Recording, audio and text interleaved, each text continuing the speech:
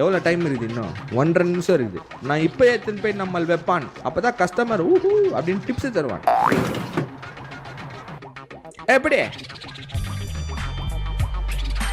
அதாவது போன வாட்டி நான் இங்கே டெலிவரிக்கு பிஜிலி வெடி வச்சு அமிச்சேன். அது போவே மாட்டேன். மறுபடியுமா? போன வாட்டி பொக்கலை பிஜிலி வெடி வச்சு கொளுத்தி விட்டு.